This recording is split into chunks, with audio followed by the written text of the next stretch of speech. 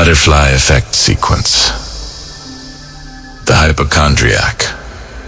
The article. A 34-year-old woman, always healthy and vibrant, is having breakfast while absent-mindedly scrolling through her phone. A pop-up article appears. 10 silent symptoms of serious diseases you're ignoring.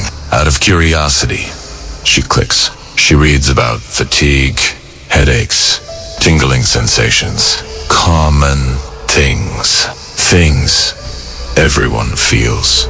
But something in that text plants a seed of unease.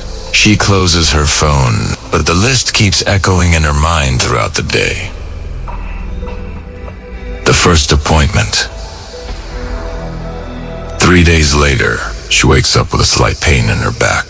Probably slept in a bad position. But the memory of the article returns.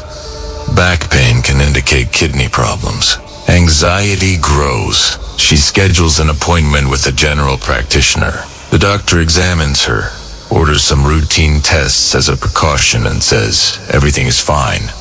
Probably muscular.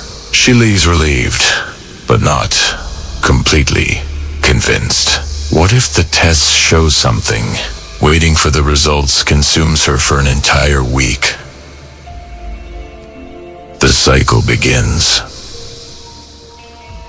The tests arrive. Everything normal. But now she notices a slight dizziness when standing up quickly. Low blood pressure, anemia, brain tumor. She goes back to the doctor. New tests. Everything normal again. The doctor suggests it might be anxiety. She disagrees internally. I feel something wrong. It's not psychological. She starts researching symptoms on the internet every night. Each search leads her to more frightening diagnoses. WEBMD becomes her nighttime reading. Sleep begins to become irregular. The obsession grows. 6 months have passed. She has already visited 4 different doctors, done dozens of tests, all normal. Her family begins to show concern, but not for what she imagines. You're fine.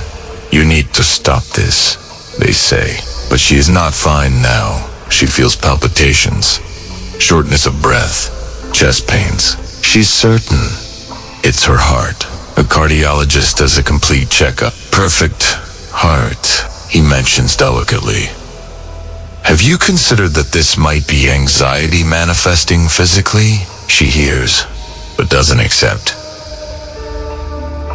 The psychological diagnosis. Pressured by her family and the doctors themselves, she agrees to see a psychiatrist. After 3 sessions, the diagnosis: illness, anxiety disorder, hypochondria. She receives a prescription for anxiolytics and is referred to cognitive behavioral therapy. Initially, she resists. It's not madness, it's real, but agrees to try. The sessions begin. The psychologist is kind, but firm. She teaches breathing techniques, cognitive restructuring, gradual exposure. For a few weeks, it seems to work. The relapse. 3 months of therapy brought improvement. She was going to the doctor less, sleeping better. But then, during a routine dental appointment, she hears about a patient who discovered cancer through a mouth sore. That night, she obsessively examines her own mouth in the mirror. She finds a small canker sore. Panic. The spiral restarts. More intense. She goes to an ENT specialist, then to an oncologist. They assure her it's just a common canker sore, but she can't stop touching it with her tongue, checking it. Therapy seems useless now. The hospitalization. A year and a half since the first article. She wakes up one morning with severe abdominal pain and fever. This time it's real. Appendicitis. She's successfully operated on, spends 3 days hospitalized. but something changes inside her in that hospital. She sees people who are really sick. Machines, medications, paradoxically. Instead of reassuring her, this feeds her fears. After discharge, she refuses to go home. I'm still not well. Something is wrong. The doctors find nothing beyond normal post-surgery recovery. Her family, desperate, agrees to a voluntary psychiatric hospitalization. The intensive treatment.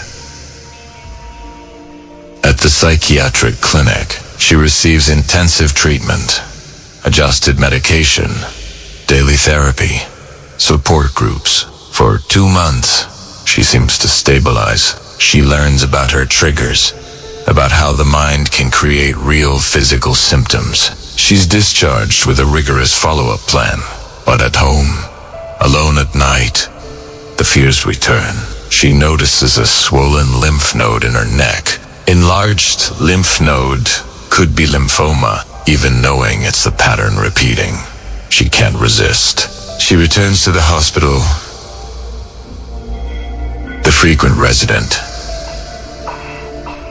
In the following months, she becomes a frequent resident of the emergency room. The nurses know her by name. Some show tired empathy, others poorly disguised irritation.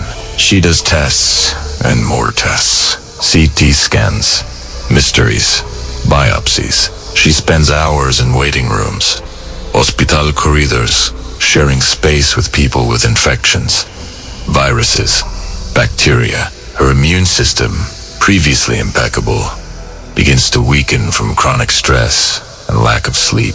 She doesn't realize it, but she's becoming genuinely vulnerable. The self-fulfilling prophecy. On her last visit to the hospital, after being admitted again for unexplained pains, she develops a hospital-acquired infection, a bacteria resistant to antibiotics, contracted through a catheter that didn't need to be there. The irony is cruel and absolute.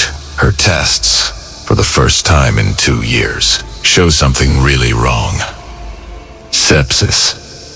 Her body, exhausted by years of constant stress and anxiety, cannot fight the infection adequately. Within days, the situation deteriorates rapidly. The woman who was never sick, who had an iron constitution, dies in an ICU.